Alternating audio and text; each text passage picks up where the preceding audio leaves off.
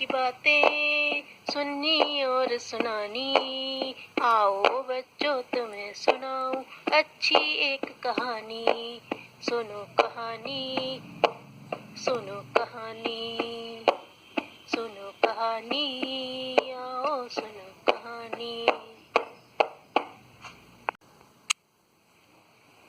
बच्चों, आज की कहानी का शीर्षक है गीदड़ का विवाह।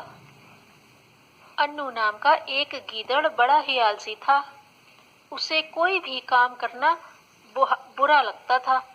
अपने आलस के कारण कभी कभी तो वह भूखा ही सो जाता था। बिना हाथ पैर हिलाए आसानी से जो कुछ उसे मिल जाता उसे वह खा लेता। फिर वह पड़ा पड़ा अलसाता रहता था। अपनी पूंछ को हिला हिलाकर मच्छर मक्खी उड़ाता रहता। एक बार जब वह सो रहा था तो उसने बड़ा मीठा सपना देखा। सपना यह था कि उसका विवाह हो रहा है। सारा घर मिष्ठान्न की खुशबू से महक रहा है। इतने में ही चंटू ने बांग दे दी और गीदड़ की आंख खुल गई। अन्नू ने आंखें मलकर चारों ओर देखा। ना उसका विवाह हो रहा था, ना ही वहां मेहमान थे। अन्नू दौड़ा दौड़ा कप्पू कुमार के पास गया। वह उस जंगल का बहुत बड़ा ज्योतिषी था। अन्नू ने उसे अपना सपना बताया और पूछा, इसका क्या फल होगा? कप्पू सियार ने अपनी गर्दन हिलाते और अंगुलियों पर कुछ हिसाब लगाते हुए थोड़ी देर तक कुछ सोच विचार किया। फिर बोला, यह सपना तुमने ब्रह्म मुहूर्त में देखा है क्या? गीदड़ ने अन्नू ने कहा कि हाँ। तो ज्योतिषी कप्पू सियार बोला, इसलिए निश्चित ही यह सपना सत्य होगा। कब तक होगा महाराज? बड़ी उत्सुकता से अपनी मूछें हिलाते हुए कप्पू अन्नू ने पूछा। शीघ्र, जल्दी से, आज या कल ही में सच हो जाएगा।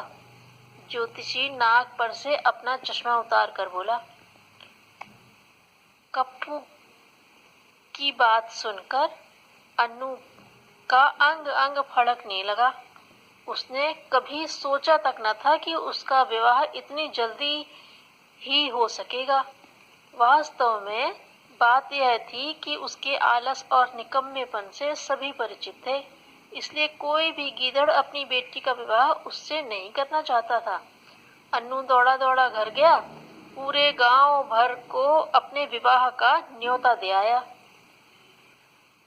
दूसरे दिन शाम को 7 बजे उसने सभी को प्रीति भोज के लिए निमंत्रण दे दिया।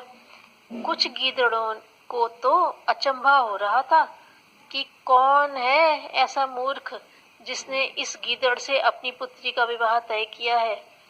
कुछ होने वाली वधू के भाग्य पर मन ही मन तरस खा रहे थे। कुछ साथी गीदड़ों ने अन्नू को छेड़ा भी कि कैसी है तेरी होने वाली वधू, अच्छी है ना, सुंदर तो है ना। अन्नू उनकी बात सुनकर लजाकर हंस जाता।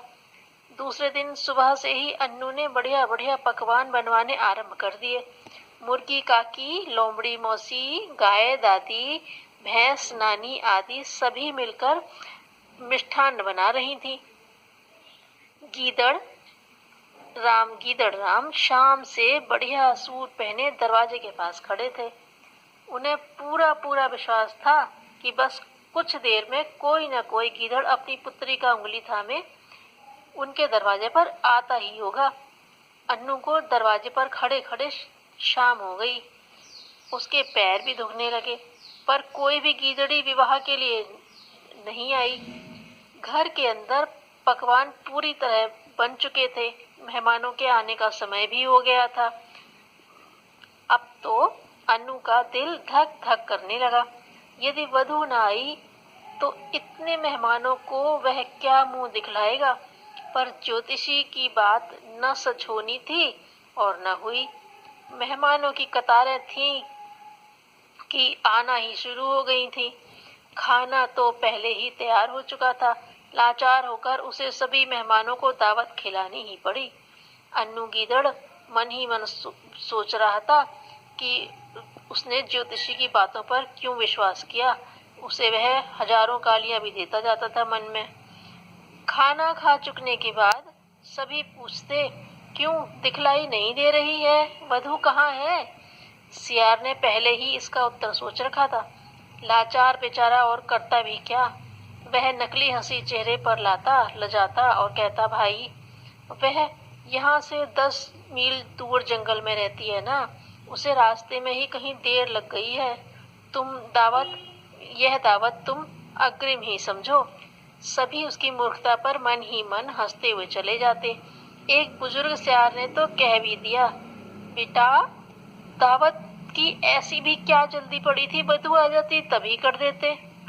मेहमान तो खा पी कर चले ही गए, पर उस रात अन्नू को बिल्कुल नींद नहीं आई। रह रहकर उसे ज्योतिषी पर बड़ा क्रोध आ रहा था।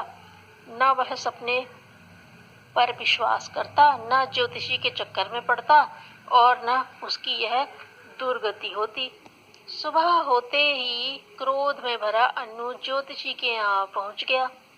वह रास्ते भर सोचता गया, दुष्ट की खूब खबर लूंगा, पर उसकी बात भी मन की मन में ही रह गई। कुप्पू ज्योतिषी की पत्नी ने उसे घर के अंदर तक न घुसने दिया। खिड़की से ही कह दिया, वे तो सिंह महाराज के यहाँ कल से ही चले गए हैं। अब वे 15-20 दिन के बाद ही लौट पाएंगे। अन्नू ने अपना सिर पीट लिया। उसकी हिम्मत न पड़ी कि उस जंगल में वह रहे और सभी की हंसी का पात्र बने। वह घर पर आया और गठरी में जरूरत की चीजें बांधी, फिर सदैव के लिए वह जंगल छोड़कर चला गया। रास्ते भर अन्नू सोचता जा रहा था, मैं कितना मूर्ख हूँ जो मैंने सपने को सच माना। हाय हाय करता हुआ वह चलता गया। ज्योतिषी पर विश्वास करके मैं चौपट हो गया। जीवन सपने से नहीं बनता, पुरुषार्थ से ही बनता है। जो भी कुछ हमें मिलता है अपने ही प्रयास से मिलता है। स्वप्न के फल और हाथ की रेखाओं की जगह यदि अपने कर्म पर विश्वास कर लिया जाए तो फिर पछताना नहीं पड़ता।